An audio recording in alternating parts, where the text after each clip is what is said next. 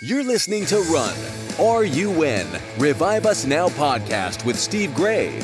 As pastor of the Smithton Outpouring and the Kansas City Revival, Steve is a leading voice of revival worldwide. Steve shares his life-changing encounters with God, along with biblical teaching that equips you to experience and lead lasting revival. Come, run with Steve and expect God to revive us now.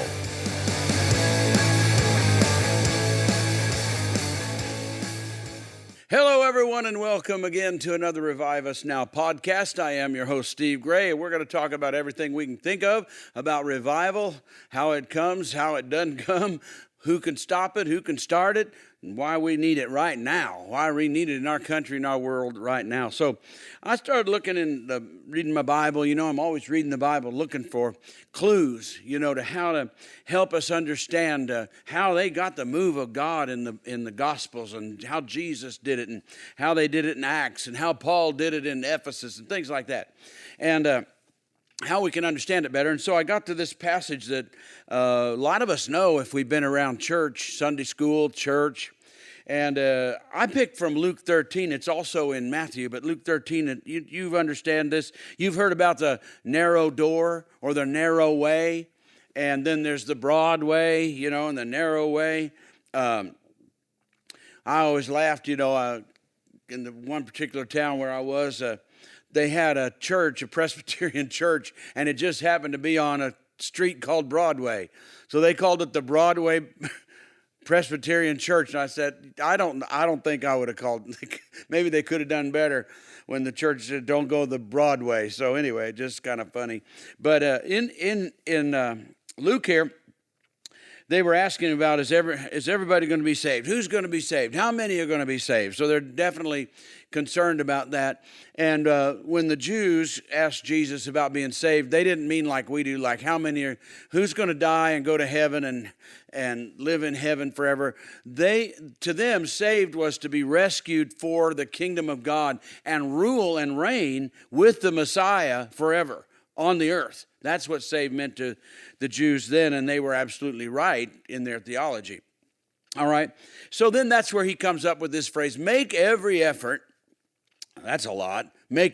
I don't know too many people that make every effort, but that's another sermon, isn't it? Another talk.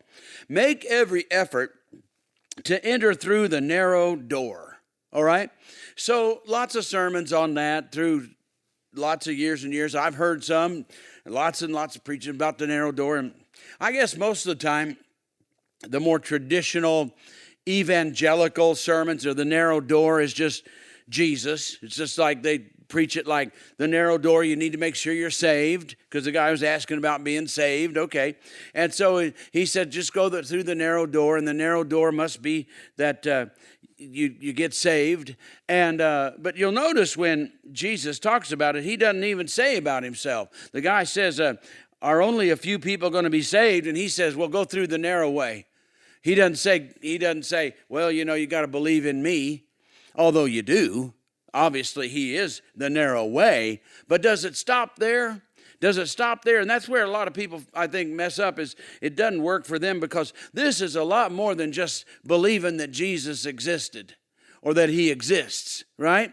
Because Jesus went on and talked about the kingdom of God. You got to be a disciple. You want to enter the kingdom, you got to be a disciple. And that's when it gets narrow. It's not very narrow in our culture today, is it? To say, well, I believe in Jesus, and I believe he died for the sins of the world, and I believe he died for me. Okay, that's necessary. But is it narrow? Does it cost anything? That's not very narrow just to do that and then maybe show up to church a couple of times a year, or a little bit for an hour sermon once a week. That's not very narrow. And it doesn't take much effort. And Jesus wouldn't have said, make every effort, if it didn't take any effort. It doesn't take much effort to just believe in Jesus and show up at church once a week, right? For an hour, whatever. So there must be something more that takes effort. In fact, a lot of effort to live the narrow way. And so I grew up, I didn't grow up, I attended a church when I was about 5 and 6 years old that would have thought that they were the narrow way. They were kind of known for the narrow way. Looking back, I liked the church. When I was 5 and 6 years old, of course, we left it then. Probably would have been a better church for us to stay in, but we left it and moved. We moved to another town. And but they thought they were narrow way.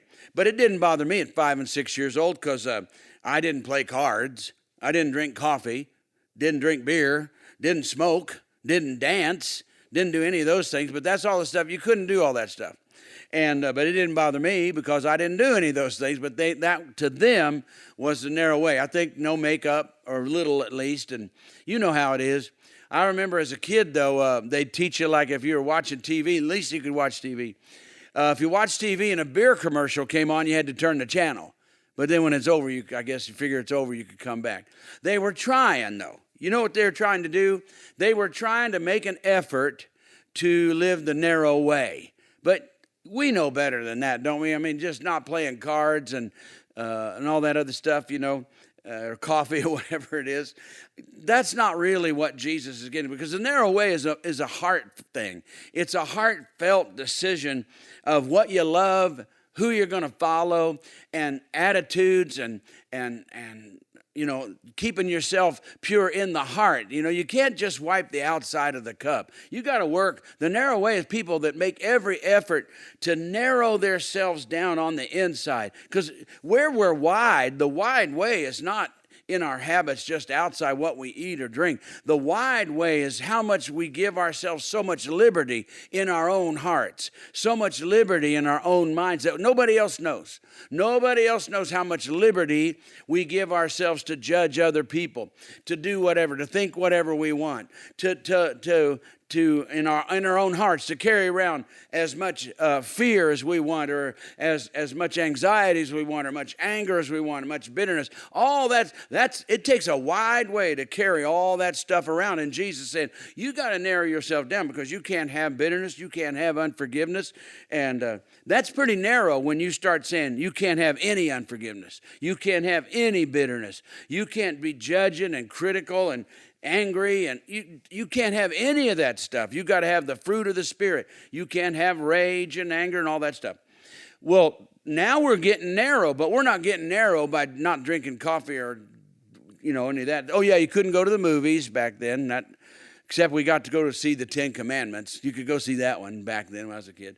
But anyway, but see, the narrow way is inside of us. And you got to make every effort to not open that wide way that you just let everything in and nobody knows but you what you're carrying, how wide you have made it. You have made it easy on the inside. And so he says, make every effort. So it's bigger than just believing in Jesus. It's following Jesus and taking his word seriously, building our house on the rock where we take his word as a disciple. And when he says, you got to forgive, you got to live it, you got to, and especially the Beatitudes, when he tells us all the attitudes that we have to have in the Beatitudes, and we take them seriously. And then Paul teaches us so many things, and Peter teaches us so many things, and we take them seriously. Now it's getting narrow.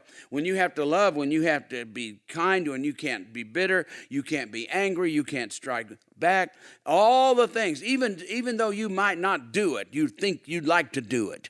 Not the stuff you did, it's the stuff you wish you could do. That's why it's wide. So we narrow it down, and now we want to be this way on the inside. Now get this. So a lot of people, though, they teach what? That is, well, just believe in Jesus. And I believe we need to believe in Jesus, yeah. But it says, make every effort to go through the narrow door. So a lot of them preach, well, you believe in Jesus, now you're narrow. But get this, the next line says, but many, I tell you, will try to enter and will not be able to. Well, the people who don't want to believe in Jesus, you met people, they don't want to believe in Jesus. They don't go to church, don't want to believe in Jesus, don't think they need to, don't want to be born again, don't think they need to be born again. You know what I'm talking about? Don't want to have anything to do with God, don't want to read their Bible. They're a don't want to people. You ever met don't want to? You will try to reason with them, you try to witness to. Nope, don't want to hear it, don't want to go to church. I had it with religion, don't want, right? Don't want you Christians, don't want all you believers, don't want anything to do with it, right? So there you go. Well, this says, though, there's another kind of person. See, these people this says, many will try. They want to enter. They want to enter and will not be able to. So that can't be all these unsaved people that say, I don't want God. I don't care about God. No. This is a group of people that wants to. There's a group of people that want to people. They want to enter, but they won't be able to. Well, why won't they be able to? What happened? Somebody didn't tell them how to. You see, we got preachers today that don't preach the narrow way, and they don't do it themselves. And when we get down to the end, it says here, they're trying to get, the owner comes and shuts the door. They're pounding on. They want it in. That's the sad part. Yeah, we got all those people. They don't care. They don't want to hear. They don't want to go to church. They don't want to read the Bible. They don't want to know Jesus. They don't care about God. They just going to live their life selfishly. Like all that unbelief. Unbelievers, selfish people, wicked people, whatever you want to call them, right? Okay, we have those people, but that's not these people. These people, they want in, but didn't know how to get in because they didn't know it was narrow. So somebody didn't tell them. Somebody didn't preach it right. Somebody didn't live it right. And that's the sad part of today. We got people that they want to do it right, but our preachers today don't preach narrow way. They want to be popular. They want to be liked by everybody, so they preach a wide way, saying what we want to hear, and therefore we don't get the presence and power of God, and we're too afraid to preach the narrow way. So we preach a wide gospel to get popularity, to get money, to get all the people to love us, and we're doing it all for ourselves. We're getting our feedback from the people, and yet the people then, when it gets down to the end, what happens? There are people they wanted. Look at this. It says they will try to enter but won't be able to. What about all the people? They couldn't care less. They could care less. But these people, they did care. They wanted in. They've always wanted in. They've always wanted in the kingdom. There are people everywhere. They want in the kingdom. They want to know Jesus. They want to know God. But we give them such a wide way that all they do is attend church. Come on now. Take that to heart. We need to have a fresh move of God and some people that understand the narrow way is not dancing and playing cards or whatever it is. No, it's narrowing our hearts down that it's Jesus, loving Jesus with all our heart, narrowing it down, that it's Him and nothing else matters. And that'll help us get a step closer to revival. Till next time, bye-bye. Thanks for listening to the Revive Us Now podcast with Steve Gray. Push the subscribe button so you don't miss an episode. And spread the word on social media. For more episodes and resources, go to reviveusnowpodcast.com. Until next time, keep on running for revival.